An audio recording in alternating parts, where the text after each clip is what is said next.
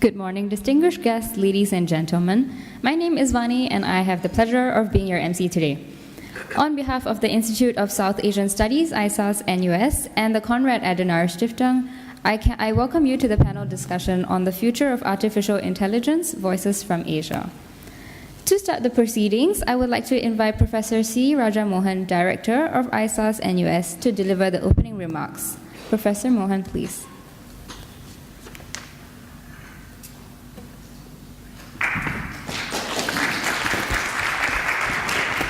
Good morning. I'm Rajah Mohan, Director of the Institute for South Asian Studies. It's really a pleasure to welcome you all for this morning's panel discussion on the future of artificial intelligence, Voices from Asia. I won't take long because we have a wonderful panel out here, and we have Dr. Shashi Jayakumar moderating it. So I just want to say a few things about ISAS. One, that for those of us who don't know us, we've been here in Singapore for the last 15 years. We focused on studying contemporary South Asia, and traditionally we focused on three broad sets of issues: trade and economics, international relations and security, and diaspora, South Asian diaspora, studying South Asian diaspora and its impact on the world. Over the last year or so, we've decided to step up or initiate work on a technology policy that, given the growing worldwide interest in the emerging technologies and the huge effect they were having on societies, on economies, and on international relations, we thought this is a good moment to put in some effort on the question of how technology might be transforming the domestic politics, the domestic economy, and the international relations of South Asia. And I think we've seen, even in the last few years, the debates that have suddenly gained, an intensity that on the question of employment, on the question of its impact on political mobilization, and the negative consequences of some of the social media. And these are some of the issues we had already explored. But we also see the huge potential for transforming the backward economies of South Asia and many parts of the region, where can they use this technology to advance, to leapfrog their development? That is also a possibility. So the tension between how do you promote this technology, take advantages of the new possibilities that have been opened up by the digital technologies, and at the same time the need to limit some of the negative consequences, patent and visible, that exist, and how do you produce the balance? This is not a new problem. We've seen this problem play itself out on all the new technologies that have emerged over the centuries. But no technology has been so disruptive, so consequential in terms of its effects on society, on economies, and on politics as the digital disruption that is unfolding. So within that, of course, big data and artificial intelligence are at the core of it. And therefore, we thought we would not only bring the South Asians together, but as well as voices from Asia to debate the issues. We're also at a juncture where it is, in the past, the challenge for Asia was to catch up with the technological development elsewhere. But today, given what we're seeing in China, that actually there are advantages for a developing society. The large databases, the large populations on which you could create build the basic strengths in artificial intelligence. And we've seen that happen in China. We've seen some of that in India. So therefore, it is not the old structure as far as the East versus West dynamic. Today, for the first time, at least many people believe or convinced that China is the lead on artificial intelligence. And India and other countries can use it, so they become actually the places for sites for experimentation and sites for innovative use of artificial intelligence, that therefore there is a special role for them today. They can be very much part of the development of the new technologies. Given the size of countries like India, there is also they become sites for the expansive negative uses of artificial intelligence. So I think it's a good place for us to get voices from South Asia. We've had people from the subcontinent. We've had strong support from the city and the universities here. Especially grateful for Dr. Jayakumar for joining us and others who yesterday we had a workshop in the city who have joined us in debating this. Finally, I want to thank Adenauer Stiftung, with whom we've been working for the last 1 year, especially on the technology-related issues as well as on other issues relating to South Asia. So we're really grateful for CAS for its support, and that we look forward to taking these debates on new technologies and its impact on Asia in the years ahead. So please welcome this panel. We have a wonderful set of people here to debate the issues relating to future of artificial intelligence. Thank you.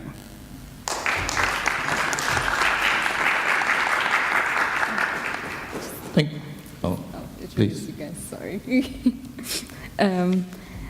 Thank you, Professor Mohan. We will now have the panel discussion. And the speakers for the session are Mr. Rajesh Sreenivasan, Head Technology, Media and Telecommunications, and Director, Rajah and Tann Technologies Private Limited. Ms. Chinmayi Arun, Assistant Professor of Law, National Law University, Delhi. Ms. Malavika Jayaram, Executive Director, Digital Asia Hub. And Professor Mark Findlay, Professor of Law, Singapore Management University. Chairing the session is Dr. Shashi Jayakumar, Head of Center of Excellence for National Security, Executive Coordinator of Future Issues and Technology from the S. Rajaratnam School of International Studies, NTU. I will now hand over the panel over to you, Dr. Jayakumar. Thank you very much, Rajah. Thank you very much for that introduction where you gave the details and profiles of all the speakers, which I thought was the only job I had this morning. So I've now been made redundant. My name is Shashi Jayakumar. I'm the head of the Center of Excellence for National Security, part of the wider RSIS think tank, Nanyang Technological University. It's always nice for Nanyang NTU people to get an invitation to come to civilization, because if you know where we are, this is relative civilization. So thank you, Rajah, for the invitation. I noticed that on the program, as you'll see, I've actually been given 10 minutes. And I'm not sure why this is, because firstly, I'm clearly redundant, and secondly, I'm not the main course. But in these 10 minutes, I was debating whether I should simply quickly hand over to the speakers, or maybe give you 1 or 2 points to chew on. And on balance, I would prefer to give you 1 or 2 points for a variety of reasons. One is, and I must apologize for this, I was not around for yesterday's discussions. Second, again, by way of apology, I always have to say this, I'm not an AI techie, I don't code, I don't hack into other people's computers, but from the RSIS point of view, perhaps I could give you not a single uniformed 1 or 2 points, but a couple of perspectives on the AI issue, if you like, from where we come from before I hand over to the speakers. RSIS is, as you probably know, essentially the national security think tank in Singapore.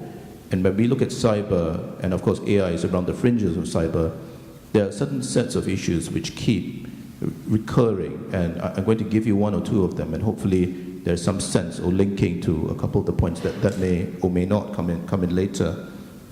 One is, and this is the hard security perspective, in terms of attack and attack vectors, we need to reckon with an increasingly nuanced perspective on the part of the adversary when it comes to phishing, watering hole attacks, and other attacks which involve APTs, advanced persistent threats. And this is what we really see, and it's indeed what has characterized some of the most recent and notorious hacks in Singapore.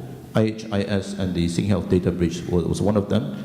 I'm not saying that this was an AI-powered hack, but with many vendors and entities working with or outside of government to shore up defenses, what we do see are evolutions in terms of very, very complex, almost behavioral type thinking, where we're going to get the strong possibility quite soon that the adversary actually understands us, the victims, better than we do ourselves.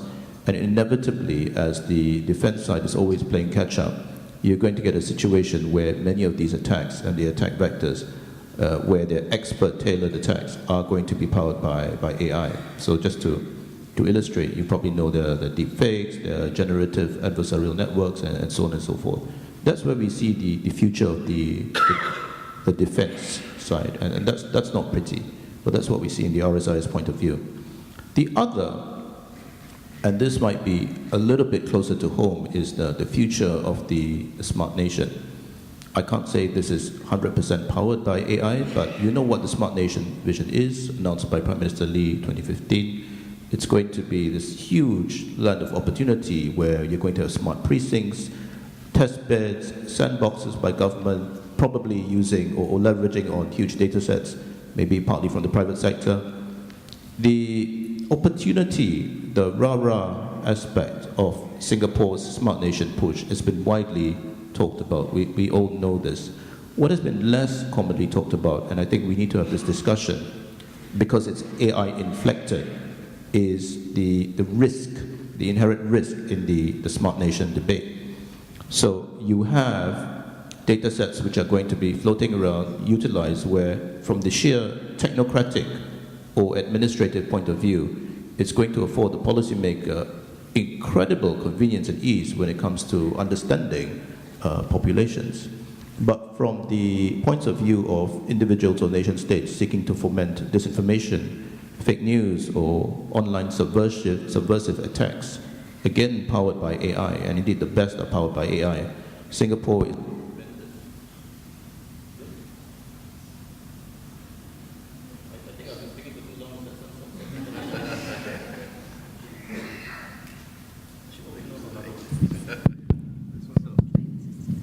tremendous. I promise I will end soon. Tremendous attack surface. So, what is the future shape or form of the smart nation in as much as we accept that this is an AI-inflected future? Are we going to go down the so-called social credit system that you see in terms of information sovereignty, information control, capitalist surveillance systems that you see in other parts of the world? Or are we going to go down a much more non-authoritarian, or dare I say non-totalitarian sort of future where we rid ourselves of these possibilities? Because AI and the limits of AI and AI transparency are going to be deeply infused and inflected within the future of our smart nation story. The final point before I actually do my job and hand over is when we do the conference circuit for cyber, for AI, and we do a lot of it, we increasingly find that East and West are not really talking to each other in an effective and meaningful way when it comes to algorithmic transparency, when it comes to AI ethics, the philosophical approach to AI. Now, you know that people are talking about it. There was probably a discussion yesterday. But if you look at the key NGOs or initiatives, the Siloma Principles, AI for Good, Partnership for AI, so on and so forth, this comes from a certain part of the world. That's good. But increasingly, and ever more, we actually find that the big players who need to be brought into the discussion, who are doing very, very good research, like China in particular, do not really regard this as a serious discussion that they need to be part of, particularly for the AI. And if you try to bring these Siloma Principles, beneficial AI for good, to them for a discussion, and it's been tried, increasingly they will see it as some sort of Western attempt to circumscribe their development, to hold them back. That's another elephant in the room that we need to talk about. So, I will wind up. That's basically some of the key concerns when it comes to cyber AI that we see from the RSI's perspective. Maybe we can have a discussion. Maybe it's completely irrelevant because I'm about to be followed by people who actually know what they are talking about. The speakers have been introduced to you, but I'm going to run them by you again. For their full bios, please look at the sheets you have in front of you. Our first speaker is Mr. Rajesh Sreenivasan, and I want to point out to you that he has many hats, but an important hat here is he is Director of Rajah and Tann Technologies. Our second speaker is Ms. Chinmayi Arun, and thank you for coming all the way from the United States to speak to us. She's Assistant Professor of Law at National Law University. Our third speaker is Ms. Malavika Jayaram, and she's Executive Director at Digital Asia Hub. And And our fourth speaker is Prof. Mark Findlay. He's Professor of Law at SMU. So without further ado, I'm going to invite Mr. Sreenivasan to take the floor. The floor is all yours. Thank you very much. So I've got 10 minutes to talk about AI. So what I thought I'll do is this. Maybe I'll just introduce myself briefly again to put some context around what I want to share. I am a lawyer by training. I'm also a technologist at heart. So it was very hard to choose between the two when I went to university. So I thought, why not do both? And that's always been my dream.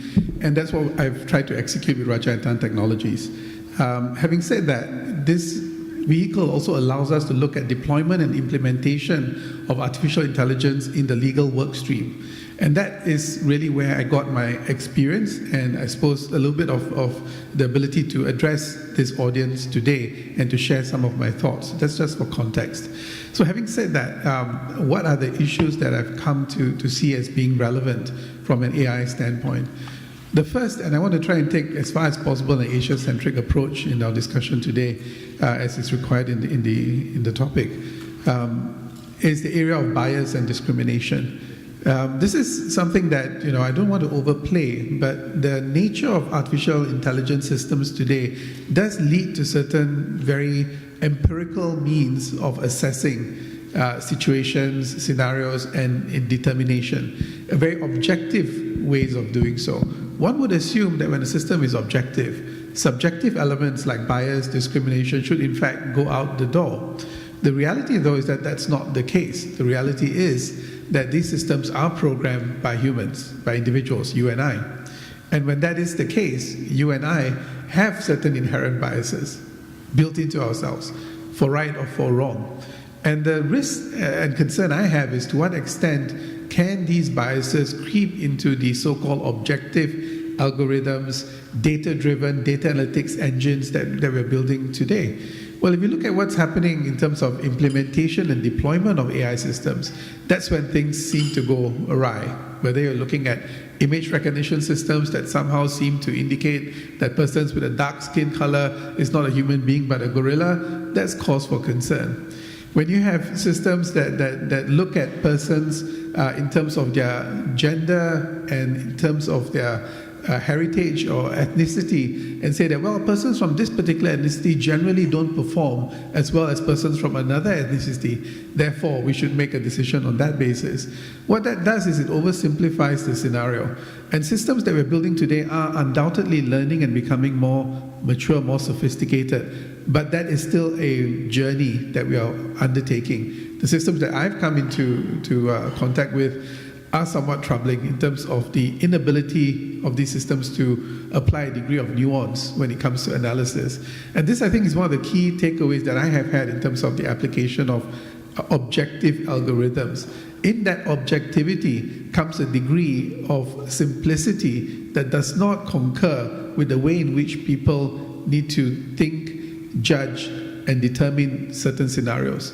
And I think that's, to me, the biggest takeaway, and why when my lawyers say, oh gosh, you're implementing AI, you're going to take our jobs away, that's not really the case. AI has its place, and AI's place today is really in terms of dealing with specific tasks, not getting rid of entire job streams. And I think that's one of the key takeaways I want to also share with you with AI. And if you were to put AI in its place, it then becomes an extremely useful tool, a tool that amplifies, a tool that augments a person's ability to make decisions, etc. And I think the message on that score is that AI helps, but there's still need for human intervention and human input to try and bring a degree of greater objectivity.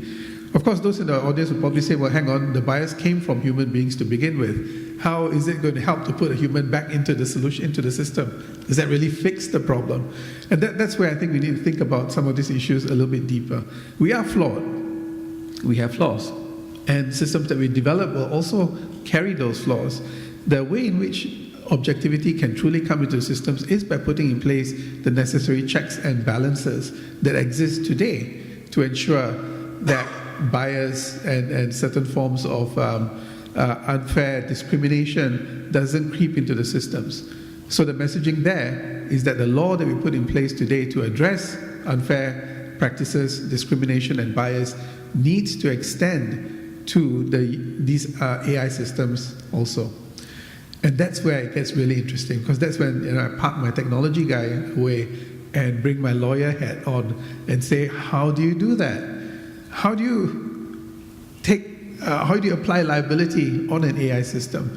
And that's when the law comes to bear, because you need to be a person against whom a particular act can apply. You need this concept of personhood. Is AI a person? If AI were to do something wrong, I'm almost talking about it in the third person myself here, but if it were to, who then has to bear liability? Would it be the entity that rolled out the AI solution? Would it have to be the person who designed the systems? Would it have to be the programmer who inputted all the data into the system itself? Would it be the person who actually came up with the algorithm? There are a multitude of persons involved in the deployment and implementation of AI. And that becomes one of the biggest problems when it comes to the issue of attributing liability. And so that then brings us to the next question in law, which is, okay, let's say we have these systems that we put in place. We have dealt with the issue of trying to put in checks and balances through ethical and governance frameworks that ensure that a degree of objectivity will come to bear. The law is not quite ready to address this issue. But let's look at each of the elements under different heads of laws and try and share with you, if I may, why this problem has to be addressed head on. Let me start with the area of criminal law first. Right? In criminal law, for someone to be found guilty, you have to have two elements, and I'm overgeneralizing here. First is mens rea, which is a mental intent to do the harm. And second is actus reus, which is the action itself of doing that harm. Now, the actus reus, the action could somehow quite objectively be attributed to the AI system. But how do you apply the mental aspect to the AI system? The answer is, very often you cannot. And if that's the case, then how do you deal with this issue of finding liability from the start? It becomes extremely difficult. Let me throw another spanner into the works. AI systems generally work in a black box concept. The best persons who create the best algorithms and the best AI systems are very loath to actually explain how the system works. And this becomes another challenge, the challenge of explainability and transparency and fairness. Now, from a lawyer's standpoint, without explainability, there is no evidence with which you can back up any specific allegation of harm. That's the way in which lawyers look at it, and the law needs to look at it. Because without evidence, you can't charge someone. So if a system is unexplainable, how do you then truly say that it was in fact the system that did the harm? Objectively, to a judge. You can't just say he did it or it did it. How did it do it? These are very important questions that need to be addressed. And that's the reason why you see today a lot of discussions about transparency and explainability, to the extent that some have gone so far to say that AI systems that are not explainable should not be deployed. And if they were, then how are we going to deal with the liability issues if that system were to go awry? These are serious issues, again, from a lawyer standpoint, because we cannot objectively assess without a degree of explainability. So that's some of the challenges in terms of criminal law. The other big area of law is the area of tort. And in tort, the issue is really, well, again, I'm oversimplifying, just picking one or two elements in the interest of time. The issue of negligence often comes up, because to say someone has done something wrong, you must say that the person was negligent, the person was, again, simplifying it, the person was careless, the person did something without any proper thought, and therefore someone suffered harm, right? Again, in negligence, the challenge for AI systems is, how do you prove that the system was negligent? All that the system did was execute a set of codes and algorithms that had been fed to it. In my mind, this area becomes a lot simpler, because I think in this area it would often be determined on the basis of corporate liability, i.e. the entity that actually rolled out the AI system will likely be the entity against whom any action should be taken, right? Need not necessarily be the case. This is just my view, okay? Just to share that. And the reason why I would say I would go down that route is because the issue of negligence can easily be attributed to the entity that deployed that AI system as to whether or not enough care had gone into that determination to deploy or not to deploy the AI system and to use it in that specific manner, and then harm ensued. So that's the tort issue in an extreme nutshell. Another area, recognize that what I'm sharing with you in 10 minutes here could easily go into a semester's work, right?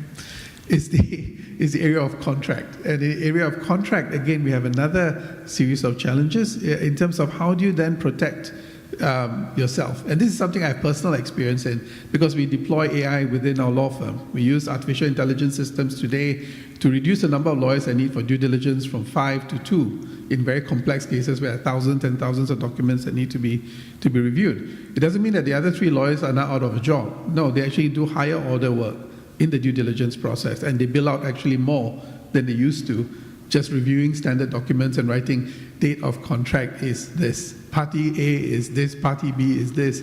There is no glory in that. Let me be very, very clear. But as a young lawyer, it's the stuff that I had to do, and I'm glad that my younger lawyers do not need to do that.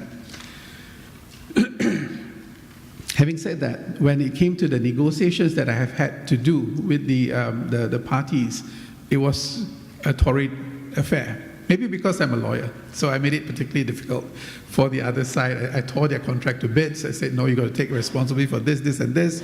If the due diligence goes bad, what happens? What are you going to do? And this is where I found a bit of learning, which I kind of knew before, but it really brought it to the forefront, which is that when it comes to IT systems, the general expectation is that it will fail. And so you don't really talk about doing things to ensure that something does not fail. What you focus on is service recovery, meaning when something fails, how quickly can you get it back up again? How quickly can you do root cause analysis? How quickly can you find the problem, fix the problem, explain the problem, and then deal with the potential liability? So you have to address these IT systems and AI systems with a degree of inevitability of failure. As scary as that sounds, that's the reality. And so in the AI systems in particular, again, the threshold for failure is relatively high. When we tried to deploy some of the AI systems within the firm, there was very little rubber on the road. There was very little true implementation for a period of about 6 months, because that's when another issue hits us as lawyers. When we talk about AI, today, we are only talking about machine learning, essentially. And machine learning means, guess what? Someone's got to teach the machine. So the lawyers have to teach the machines. Lawyers are not good teachers. We're very good at being the alpha in the room, but we're not very good at being teachers. It's just, maybe, not that it doesn't apply generally, but from my personal experience, my lawyers hate that concept. I have to teach the system? Just tell me where's the button I need to press so I can get the due diligence report. Seriously, what is this all about? And so recognize that this is another reality when you go into deployment of artificial intelligence. And from my own personal experience, do make sure that you have adequate resources in place to deal with AI as we have it today. AI as we have it today is primarily machine learning systems. You need to invest the time. So when we changed the mindset of the lawyers and we made them understand this is the scenario, we created nomenclature so that lawyers could easily speak to the AI systems in terms of explaining this is a limitation liability clause. These are the core issues. This is a termination clause. These are the core issues that need to be there. Then the system started really blossoming. And it became our version of the AI system. And every law firm that uses the vendor has its own version. It captures our thinking. It then automates that process for those particular tasks extremely efficiently and extremely accurately. And it then becomes an augmentation of the lawyer's skill set. It doesn't replace the lawyer. And I think that may happen sometime down the road, but as of now, and I would expect, for a fair few years to come, AI systems will augment and will not replace. And that's why I tend to look at AI today with a sense of hope and anticipation rather than dread. And I want to end on a positive note, so I'll stop there. Happy to take questions.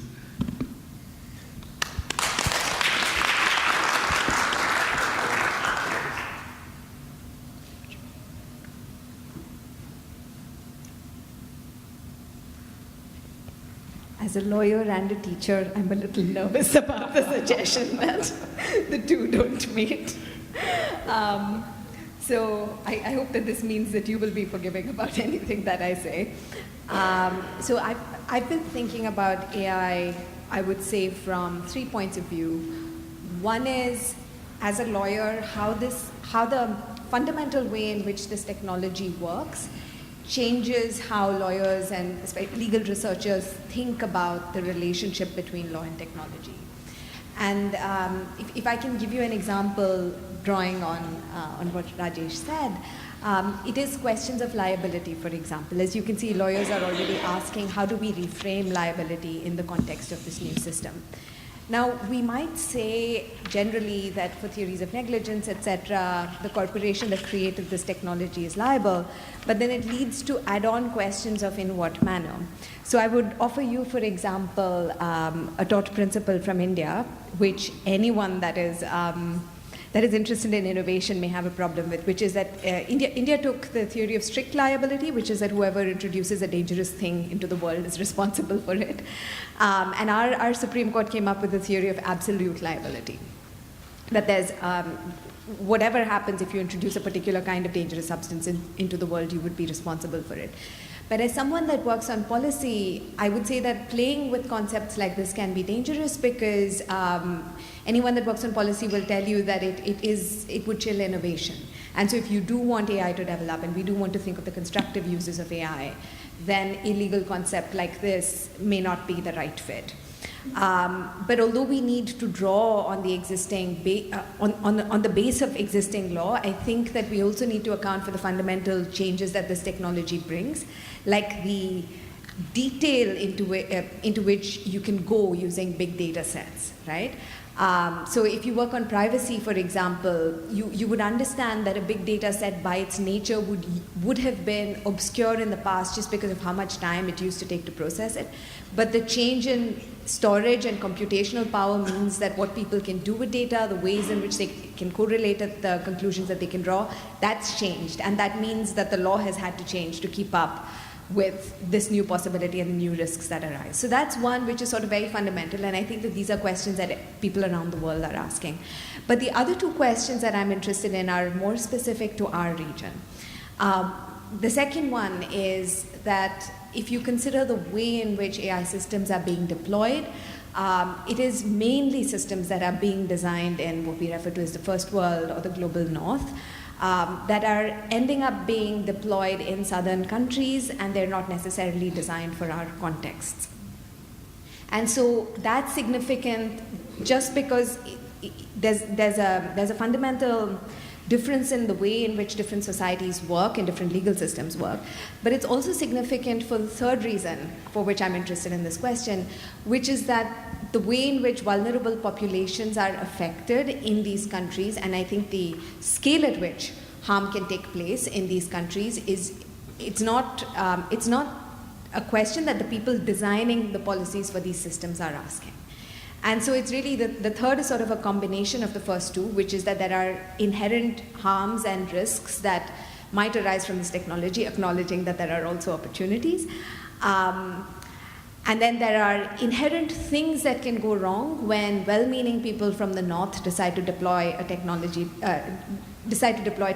the south. So to give you an example, I don't know if you remember 1 laptop per child as an idea.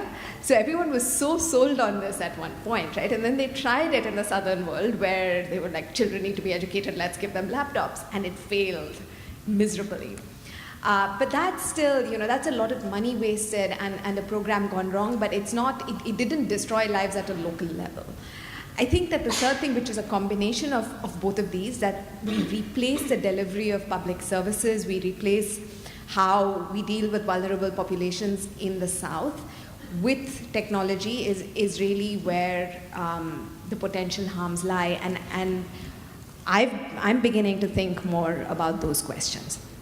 So they relate in part with discrimination and with what we see as objectivity.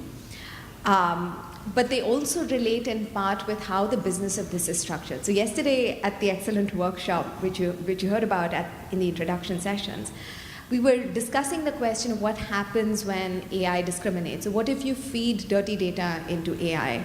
And so the data sets themselves are poorly representative of reality. And then you treat what is in those data sets as accurate. So you could have discrimination against people of color. For example, you could have a failure to acknowledge that there is more than two genders, that there are people that identify in other ways.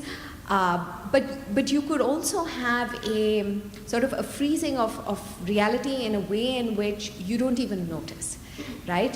So if we use an AI system for justice delivery, for example, we might tend to accept the judgments because they are not biased on the face of it. It's only when we check for certain trends that we will realize that the AI is biased. But I think that the level 2 question here is that who is asking that question on behalf of vulnerable populations? Do we identify enough with marginalized groups to think, to look, and ask? And yesterday somebody made the very valuable point that discrimination exists in this world, and so why is it that we get more upset when a machine discriminates as opposed to when a human discriminates? So my personal answer to this question, and I'll leave it to you to think more about this and debate me, is that I think that there is when a machine discriminates, it's hard-coded into the system. So I don't know if you followed Lawrence Lessig's work. He had this famous line that said, code is law. So you could design a system a particular way, and that means that it will never change, because unless you deal with how the machine is making a decision, it's not possible for you to vary how the machine chooses to act. And the reason that I have perhaps a misplaced faith in humanity is that I think that a lot of the significant changes in our world have come from a human being looking at a thing that has been done a particular way many times and saying, you know what, this is not right. I'm going to do this differently.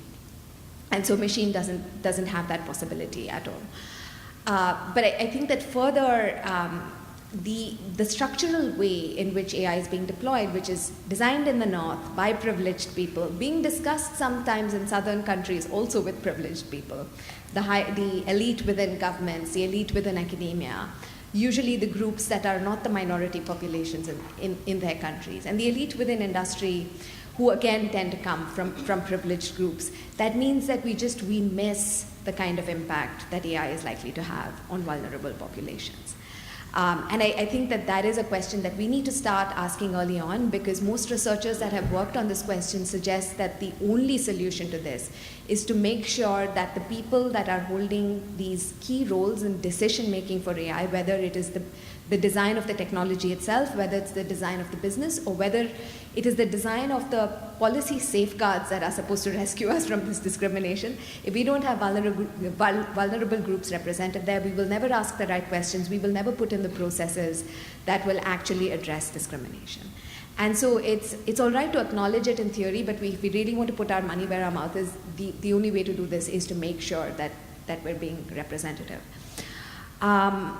So I think that those are the key questions to ask when we're deploying AI. But then I'm going to conclude by going back to another of the very fundamental problems in the way in which AI works, and that is that sometimes the nature of machine learning is such that you see an answer that looks great, but you don't know how that answer was arrived at. And so if the machine or the data set, if something is misfiring, you don't see what's happening. So it comes back to the question that Rajesh raised about explainability. And so I'm going to plug here an article that I read recently that I love, which is that my former boss, Jonathan Zittrain, who heads the Berkman Klein Center at Harvard University, he's written this piece on the intellectual debt that we accrue when we use AI. He compares it to the use of drugs. And he says that sometimes you innovate and you get something that works, but you don't know how it works. And he says that the trouble with machine learning is sometimes it's dangerous when it does work, because you look at an AI system and you say, well, it got the decision right all of the time, but you don't know how this process works, which means that if there are stages at which the AI misfires or if something goes wrong, it's not predictable, you're not likely to see it coming because you don't know how that decision was reached. So I'm going to leave you with that thought of one, alien technology in southern worlds, 2, what happens to vulnerable populations, and 3, that the nature of this beast is that we often don't know how it works, and that could be where the danger lies. Thank you.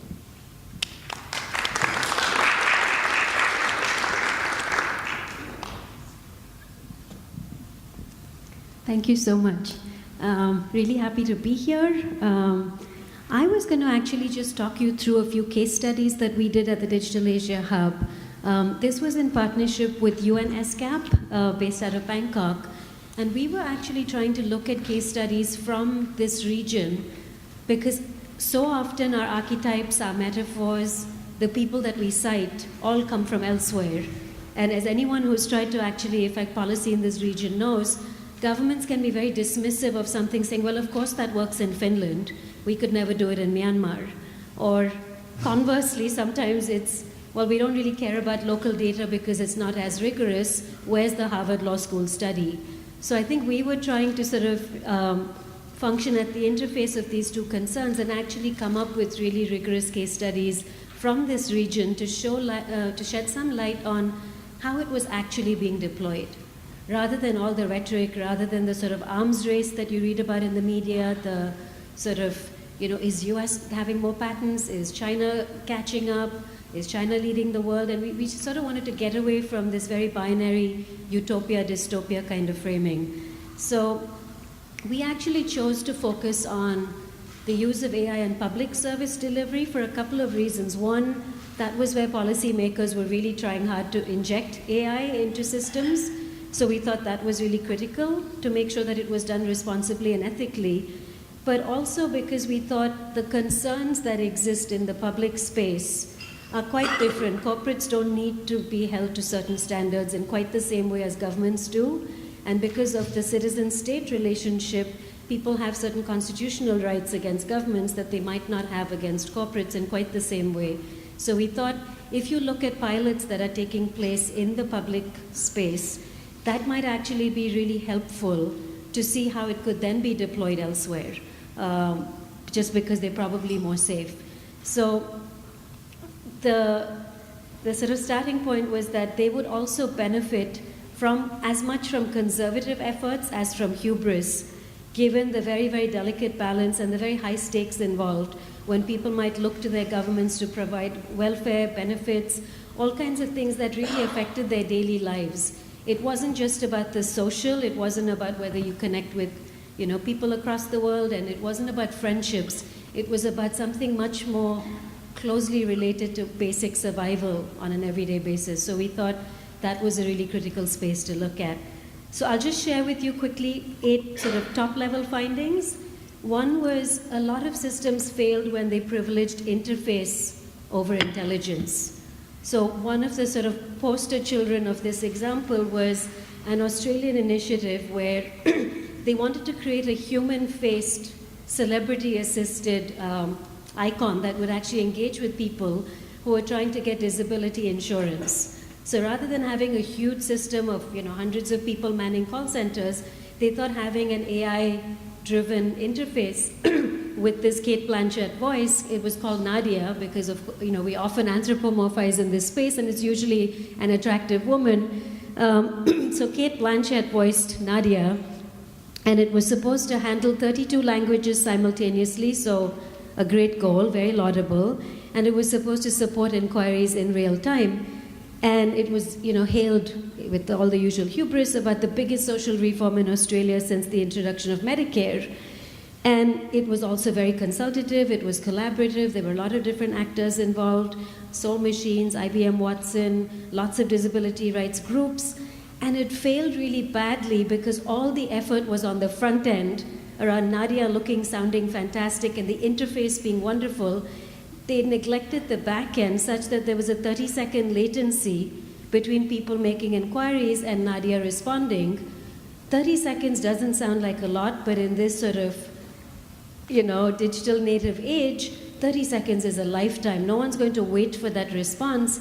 And I think, unfortunately for this project, it also came on the back of all kinds of other technology failures in Australia, like robo-debt, like a 40-hour outage for public services. So people's tolerance was at an all-time low, just as they thought to deploy the system. So they were even less patient than they would otherwise have been.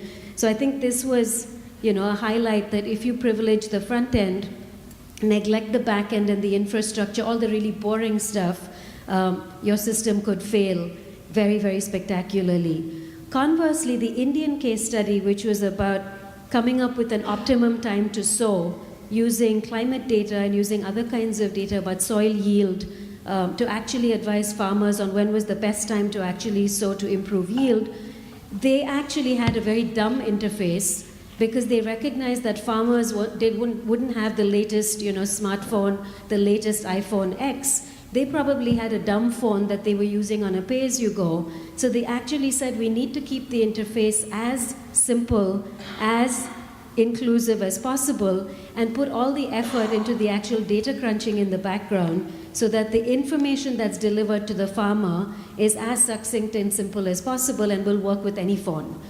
And I think that was a really genius idea, and it's exactly the opposite of what they did in Australia, and it was a huge success. So I think interface over intelligence. The second idea is a lot of people are really, really anxious for good reason about displacement, about automating away their jobs and their livelihoods. And as Rajesh said, if you think of it in terms of augmentation and actual value addition, that can actually change the way in which the public views a system like this. So instead of automating existing tasks from beginning to end, if you're picking and doing it very selectively, the combination of human and machine can be really, really useful. So for example, in this Indian case study, if you actually take existing data that's out there, often got at huge public expense, right? It could be census data, it could be climate data, things that the public has already paid for, a lot of which is in open data formats and structures, waiting to be used by someone. Rather than reinventing the wheel, if you say, how can I take this data, add some value, use AI to actually derive value from this and deliver it to people in a context that matters, then it's actually a really useful use of all the tagging, the categorization, the classification that might already have been done by human actors, and you're using AI to speed this up or to provide it in a meaningful format. Similarly, there was a UK authored study about studies in policing in particular in 2 different districts, where they actually combined the value from human knowledge with the automation and the speed of AI. And one was, for example, the production of maps, geospatial maps. And people said, well, actually, this is not very exciting. It's, the maps look exactly the same as the maps produced by humans. But the big sort of aha moment there wasn't that the map was radically different in format or look. It was that it took almost nothing to prepare because it was automated versus days and days of human labor towards producing exactly the same map. So you weren't producing a different output, but you were producing it much faster, freeing up time to do something else. And similarly, there were cases where they wanted the police officers to actually work in tandem with a system where they might know a particular locality really easily because it was their beat. They might know that certain buildings were dangerous and others weren't. So if you actually combined that human knowledge where police groups had been working over years to get those communities to trust them so that they would report crime earlier and easier to them, maintaining those relationships that had been very, very hard fought for was a really important factor in success.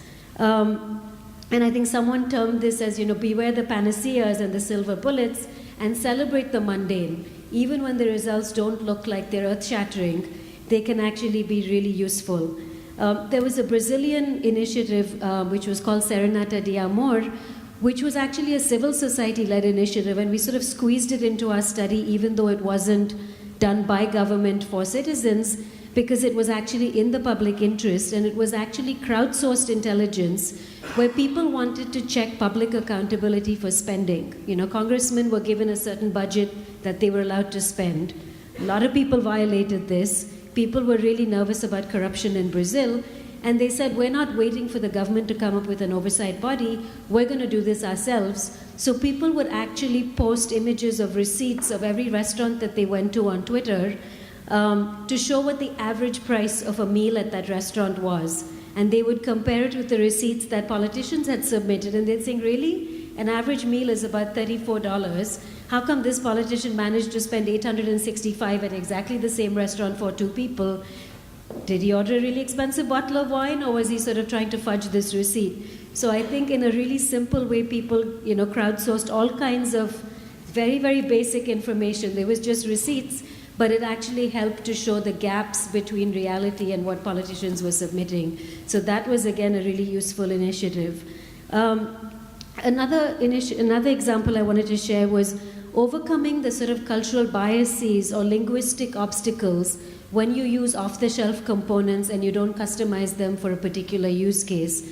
And one great example was where the UK government was actually trying to use a lot of these software systems and models, but the dictionaries and libraries that those software systems were linked to use things in the common English parlance, whereas in policing, they had very, very specific jargon and very specific meanings. Even the same word meant something different. So I'll give you two examples. One was whenever this dictionary read Coke, it assumed it was the soft drink, right? Coca-Cola. Whereas in a police report, chances are Coke refers to narcotics, right? So they would often get this wrong in the way that the meaning was used. Another example was assault. The dictionary would usually assume it was an assault rifle, and it would actually negate all the instances of domestic violence where it was actually bodily assault that was intended. So actually in this case, instead of saying, well, we can't use this system and we can't use an off-the-shelf system that's cheap, we have to build something from scratch at huge expense and delay, they said, no, all we need is for the most expert police officers to sit with the system and actually train the model and train the data set such that these very specific uses of terminology are actually built into the system. We can help train it. And that was actually way more successful than either terribly handwritten notes that nobody other than that police officer could read versus an off-the-shelf system that actually didn't understand these nuances. So the combination was really useful. Very quickly, the last 2 points. One is that maintenance is less exciting, but it's as essential as novelty and innovation. And often governments and departments want to spend money on the latest technology.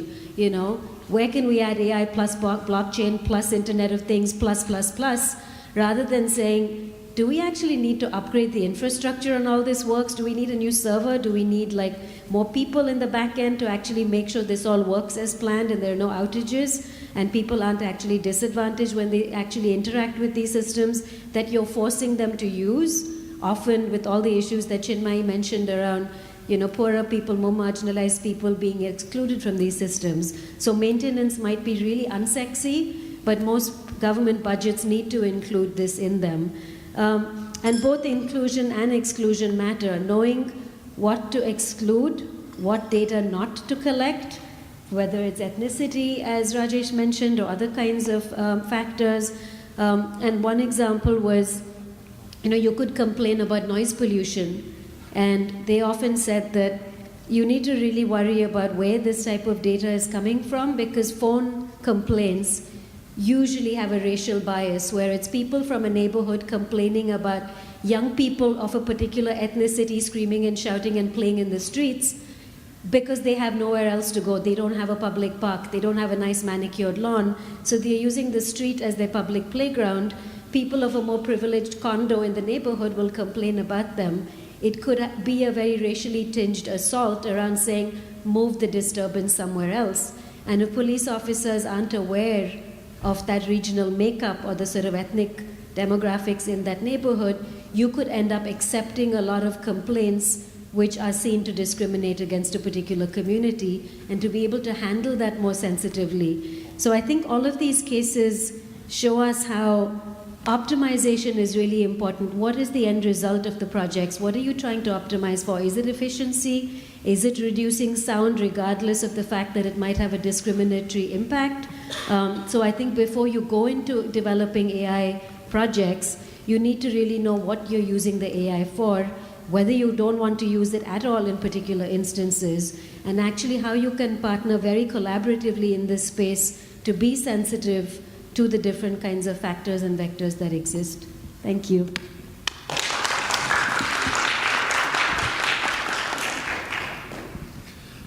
Okay, I come in at the end, and I suppose I can do two things. One is pick up some of the themes that have been brought out by the other speakers, and also I wanted to talk a little bit about the need to regulate the introduction of AI, because the centre to which I'm attached, is concerned with regulation and governance. And in many respects, the introduction of AI has been something which has moved well ahead of our capacity to regulate and our capacity to consider what are the important questions about how we want AI governed. The session talks about the consideration of Asian voices, and I think the notion of voices is very interesting when we're talking about making AI something that we consider is regulated effectively. Whose voice are we using, what language are we using, and who is silent in the discussion? To some extent, the language that is behind AI currently is a language of technology, or it's a language of economics.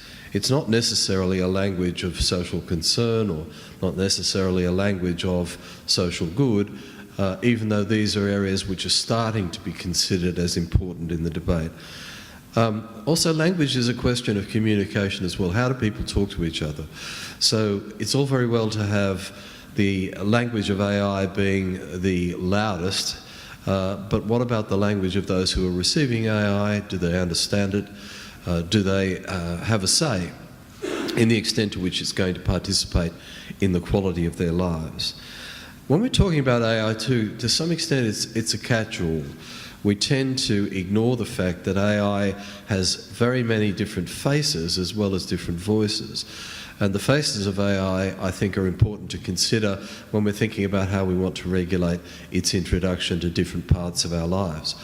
One face, obviously, is automated data management, which is a big feature, I suppose, of making AI profitable. Another is the way in which we consider big data and the importance of big data, and the way in which big data sits within technologies, machinery, algorithmic decision making in order to bring about different forms of economic benefit. We should remember too that in relation to AI is just another technological revolution in generation after generation of technological revolutions. But what makes the AI revolution so much more challenging for regulators? What are the factors, what are the features of the AI revolution that promote a need for us to consider new ways of regulating? One is the internet and the extent to which the internet is part of everybody's life. And so we're not just talking about pockets of regulatory need, but we're talking about regulatory need across generations, across populations, in a very, very saturated way. And secondly, it's the massive way in which machine-driven analysis can use data. The way in which data in the past, which was unable to be combined just simply because of the amount of the size, has now become something which we can draw together in quite an enormous capacity to cross-fertilise different parts of our lives and our experience. From a regulator's point of view, we've got to ask the second question, which is what motivates the introduction of AI? Malavika was talking about optimisation, the optimisation of a variety of different situations in which AI is used. But I think currently the big drive is crude profit. And so we have this idea that AI is going to introduce cost savings in the labour market, it's going to introduce time savings in service delivery, it's going to knock out the middleman. And in this respect, the economic driver tends to take hold well and truly above other considerations. I think this is a subtler way of looking at this, and that is AI and market sustainability. How is AI going to make markets more sustainable in a world where economic growth is decreasing, where resources are being diminished, where climate change is bringing about genuine concerns about the quality of the lives in which markets will operate? So how does AI add to market sustainability? And associated with that, how does AI produce social good? There is slowly a realisation, particularly in workplace questions, the future of work, that AI for social good is more than just a discussion about ethics, more than simply a discussion about responsible applications, but it's a genuine discussion about motivation behind the implementation of AI. And this connects back to the original point about voices, who's being left out of the conversation.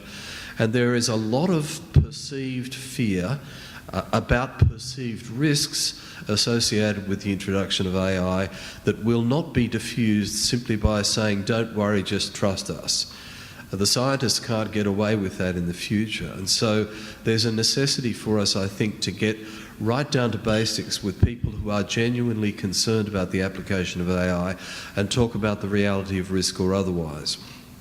And I think that's an interesting aspect when we talk about transparency or explainability, because if we make AI transparent, we make AI explainable, there are some downsides, and the downsides are going to be frightening to people as well as the upsides are going to be comforting. And I think we have to expect that the downsides need to be discussed as much as they need to be neutralised or pushed out of the discussion. The other issue for regulators is the issue of context. Where do we sit with AI? Now, there's been reference made to the fact that much of the AI imperative is coming from the developed West, and particularly when you're talking about AI and ethics, because much of the ethical frameworks are Anglo-American ethical frameworks. They're Kantian. They come from a particular Enlightenment tradition, and there isn't much consideration of alternative ethical understandings.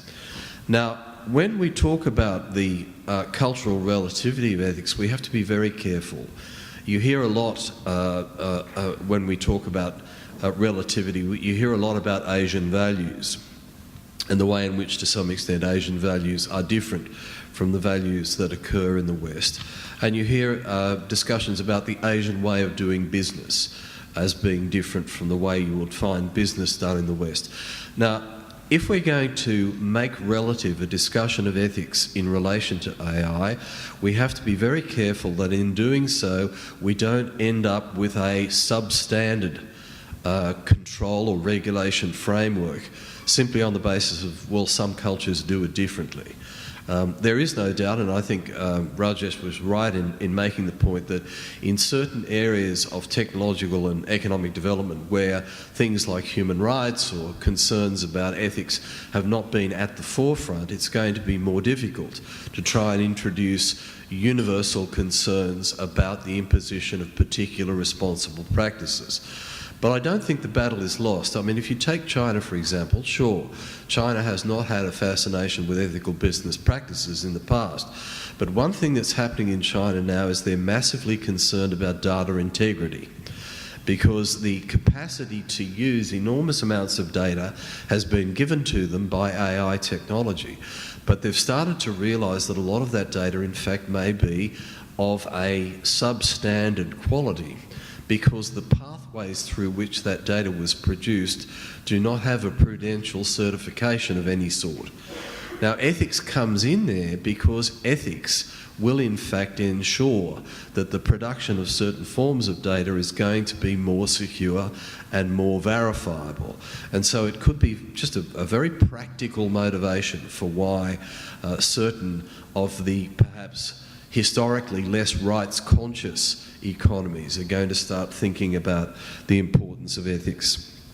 The other thing I'd say about ethics, which is, for me, I think fascinating, is getting ethics into all stages of innovation so that it's introduced from day one, that it's not simply some sort of overlay that we put on top, hoping that it will, give 5 stars to the language that's used.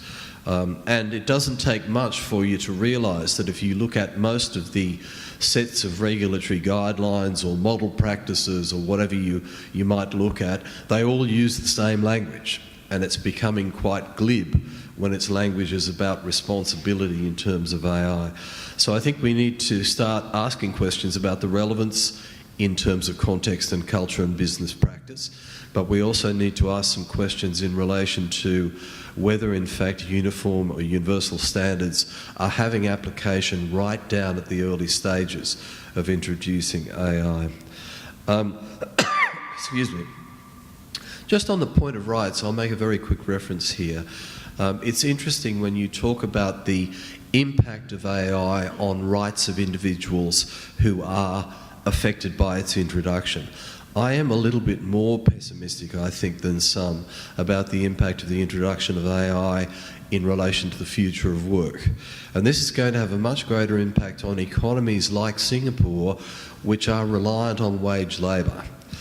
In economies in other parts of the Asian region, which are not reliant so much on wage labour, but more likely to have subsistence economies, the introduction of AI will not be quite so painful. But if we introduce AI and it does challenge fundamental conditions of work, then we need to think a little bit about that. Take, for example, platform economies and the way in which service providers in platform economies are being disadvantaged to some extent by the way in which AI and algorithmic decision-making is being used. There's been a big debate in Western Europe about the extent to which that the big platforms, whether they be Facebook or Uber, whatever they might be, are on-selling information about their members or about their employees without the employees or the members knowing anything about it.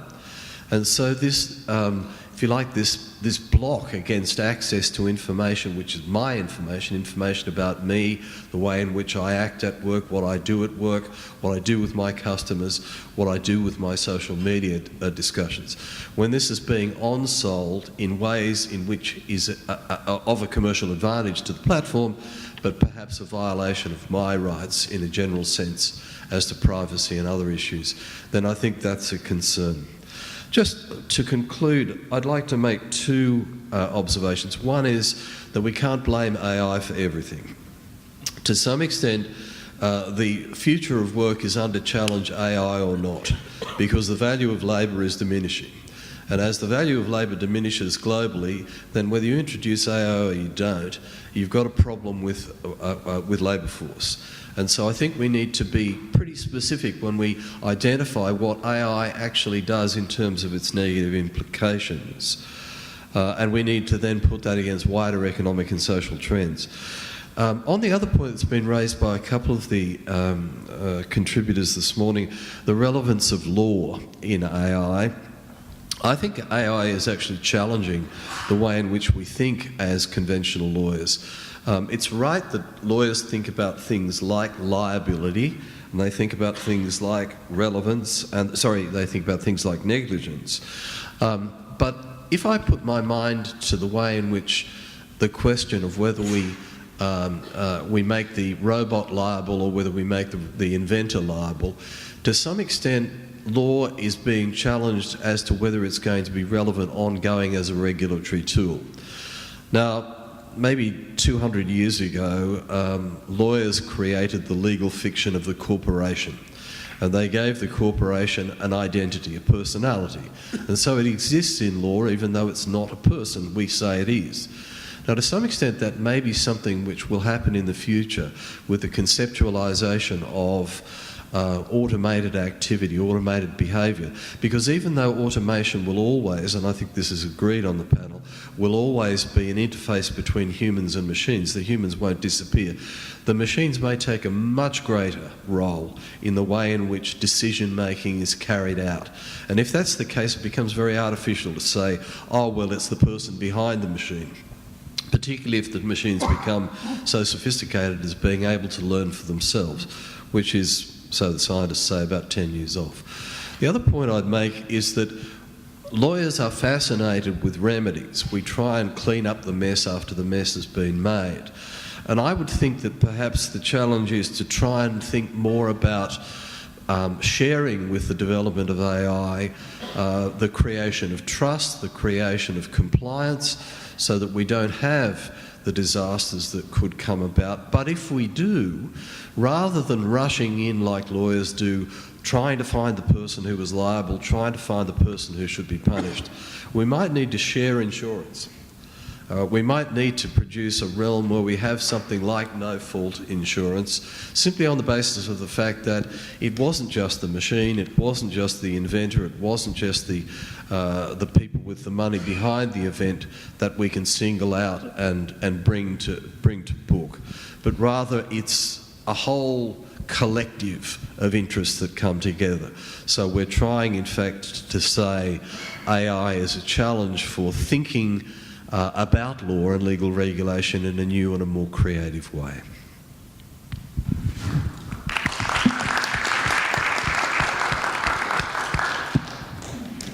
That's fascinating, Mark. Indeed, fascinating and interesting this morning from all our four speakers. Richly textured, it's given us plenty to think about and plenty to bring us into the Q&A in what we have now. But I wonder if I could tease out certain strands which sort of struck me, or more precisely, sort of nagging away at me. And this was the question of sort of the fairness and transparency on the one hand, with which all the speakers sort of touched on or touched about, but layer that on with the peculiar or particular set of characteristics that we have in Singapore society. We have some speakers based in Singapore and some who have just flown in, but who presumably know Singapore, know Singapore quite well. So I have in mind, and this is what's really nagging away at me, a particular incident that happened within the last few weeks in Singapore. And those of you who follow the news will know the incident I'm talking about, where a young man from the Malay Muslim community was stopped in an MRT, a subway station, as the result of enhanced security checks that we are now having in response to the terrorism threat which is raised. And this is likely a feature of our life in Singapore society from here on in. We have to live with it. So what happened with this young man, and it was captured on someone's video, it was circulated, was he rounded on the security personnel who were attempting to check him, to verify his ID. He rounded on them and loudly said, "You're all just picking on us, Malay, Muslim, minorities, and so on." So this went viral, and the authorities had to come out and say, no, not at all. And in fact, they went on to say, the security team in this particular case had, by and large, not checked Malay Muslims or overly profiled them. They had been fair and proportionate in their checks. Now, I'm getting to my point. What are we really conceiving in the future smart nation where, and this may be just a few years away, where we have smart CCTV powered by AI, and the AI will be fed by programming. I think the biggest player is Hikvision. There are a few others. Programming which is not Singapore-centric, not Singapore-specific. This particular case, it was in some ways unfortunate, the one I've just described, but at least it could be explained. Maybe you might think explained away, but it was explained by the authorities. Now, in future, when this gentleman or others are stopped by an algorithm or by the CCTV and told to verify their credentials before they can get on their way, there is very much more of a black box at work here. He can't round on the people and ask for explainability or ask for some sort of explanation. So I wonder whether you might have any thoughts on not just this case, but the specific context we are likely to face in terms of how we explain such situations powered by CCTV and AI decisions in future, given the particular kind of cohesion and national resilience we are said or meant to have in Singapore, which is a delicate melange of races, religions. I think you all know the story, where everyone's equal. You can't upset the apple cart, and the authorities, in as much as they look at these things, are very, very fair and fair-minded. What kind of future do we face in Singapore?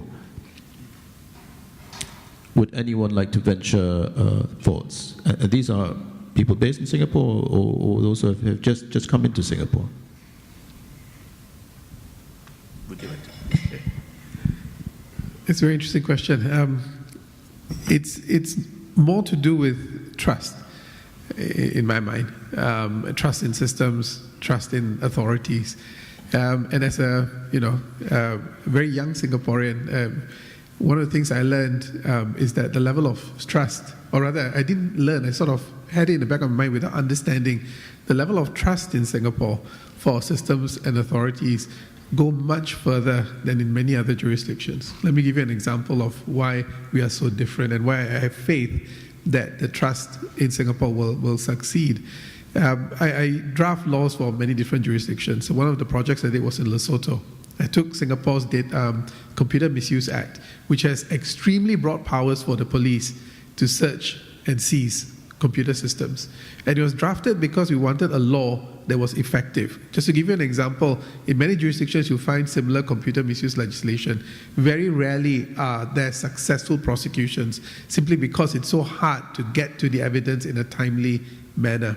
So in the interest of expediency and efficiency, we drafted extremely broad powers for police to search and seize computer systems. So I think I was about 7 years in practice back then. For lawyers, that's considered very, very young. And I went to Lesotho there, IT expert, going to come and bring Singapore into Lesotho. Drafted up a draft Computer Misuse Act for them, localized it quite significantly, but kept in this section about police search and seizure powers, and went in for the stakeholder meeting. So just give you some context for lawyers, when you go into stakeholder meetings, that's when you're thrown to the lions, and every one of the funding agencies, etc., will be trying to tear your draft to bits, and the civil servants are all hiding behind, cowering away. So you're out there. And one very important point struck me because they picked this clause as a clear example of my lack of understanding of general drafting. And I learned a lot from that experience because they took that and said, look, Rajesh, if you were to pass this tomorrow, the police head is going to go to the village head, take his computer and bring it home. And the thought never even struck me that such a thing would ever happen. But that's how broadly the power is drafted, where there's no need for a court order, there's no need for any third-party intervention. The police can go seize that good in the name of investigating, even without having to explain any sort of evidential basis for that seizure. Seize the computer, bring it home in the time, whenever they felt there's a possibility of an offense occurring. Have a look at the section for yourself. That's when it struck me. How could Singapore get away with that level of driftnet drafting? And we have a lot of it in Singapore, without people going out onto the streets and saying, my rights have been prejudiced, this is terrible, etc., etc., etc. We have a very unique social compact in Singapore. And that's why I say again, I believe that we will work here. And that compact is based on trust. And that trust is earned because our authorities, while they do have these extreme powers in law, which is why when things like the fake news legislation, deliberate online falsehood legislation came up, people say, how could you do this? How did we get it across the line? How do we not have the government replaced at the next election when you have such authoritarian, draconian laws in place? Because we have systems that work, because we have authorities and checks and balances in place to ensure that these powers are not abused. And they have lived up to that promise. And that's why I believe that this particular individual is an exception to the norm, and that most people will quite willingly subject themselves to the test because they see the greater good in having a degree of security. It's a bit like why we are now very comfortable taking off our shoes and our belts when we go through immigration. Because it gives you that sense of safety. Well, everyone else is also being tested. That's great. And therefore I'm going to go into a safer environment by having these checks done. And I think that's the spirit which we approach it in Singapore. But that's just my view. Thanks very much for sharing. Okay, sure, please. Yeah. I was hesitant before someone from Singapore intervened because I have to confess that I don't know the specifics of this, but perhaps what I can offer, I think it's a great illustration of how AI can really mix up a situation like this, because what I heard from what you described to me was the existing problems, yes, of a broad law being implemented in particular ways, but also a conversation between the people and the government, which can be different in the way in which it happens in different countries, but it's a direct interface in the way in which systems work right now. Researchers have pointed out that the introduction of AI into these public service systems, flagging by AI for reasons that we're not clear about, means that you can't go to the government and ask why, and it sort of puts the puts governments at sort of a one-step distance from the decisions that are made and from the people. So there's a lot of literature on this about public accountability as in traditional accountability of governments, and how the use of AI systems sort of obscures that because you can't have the conversation and you can't get answers. And what happens is sort of accepted as an there must be a reason and there must be a good reason. Sometimes there is, sometimes there isn't. So if, in that sense, I think that it's an interesting example. Thank you. Yes. You picked a very emotive example because I'm usually that person at every airport asking why I've been singled out to the point Me too. To the point where my American fiancé is like standing very far away from me, pretending he's never seen me in his life, or saying, oh God, do we really have to do this at every airport?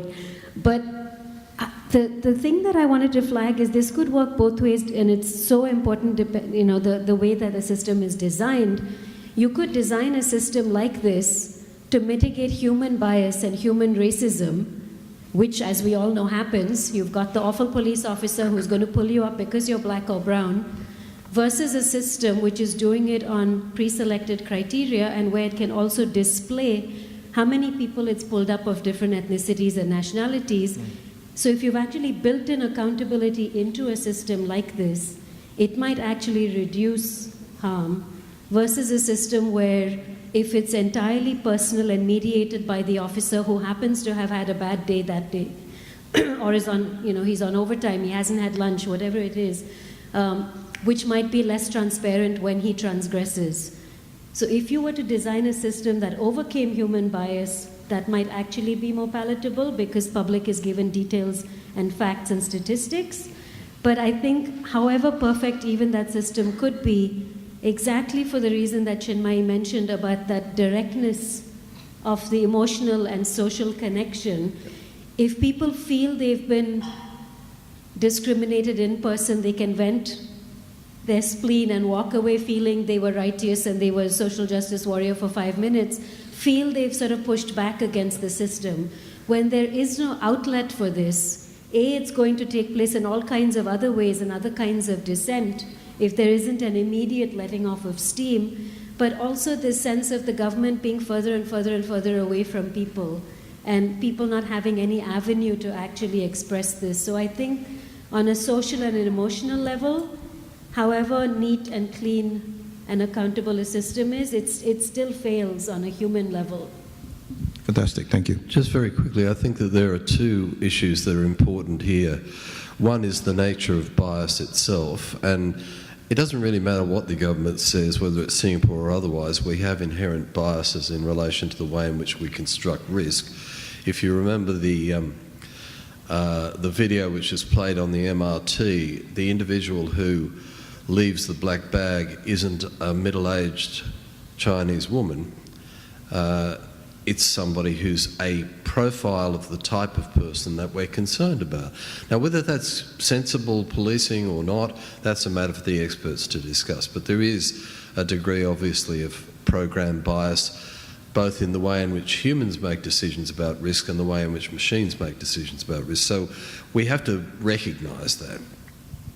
One of the reasons I think in Singapore why people are more comfortable with this is that there is this unique capacity in Singapore to go straight to your Member of Parliament and make a complaint, and then somebody will write a letter to somebody else, and it's a really interesting, almost like a small town way of getting to government. So you can vent your spleen by simply going to the clinic on a Tuesday and having a chat to some intern who will then pass it down the line. And that's great. But I think what we have to realise is that if you introduce a machine into the decision-making process, as Malavika suggests, it's either got to be introduced because it reduces the bias, or that there's associated with it opportunities for us to challenge that. Now, recently the Californian legislature decided to introduce a temporary ban over visual recognition. And that was because not just the fear of the violation of civil rights, but also because the simple fact that bias was running at best at about 30% in terms of that program. Now, if 30% is the likely bias in terms of the visual recognition technology that you employ, citizens may say, we're not going to accept it. It's too high. So I would think that it's a question of, if we introduce machines to do things which are inherently biased of their nature, then we first have to believe that the machine does it better, and secondly, we must have built in somewhere the capacity for us to be able to correct or to challenge the decision if there is that percentage risk of failure. Exactly, and this is the point which has not been talked about yet, rather than assuming that the trust equation, which is well known in Singapore, is going to cover some of these debates or disagreements, your point, Rajesh, maybe aim for some sort of sandbox where we think this is a wonderful opportunity for Singapore to create or originate some sort of multicultural AI. People are beginning to talk about this as well. But we can carry this on into the discussion, which I think we should have now.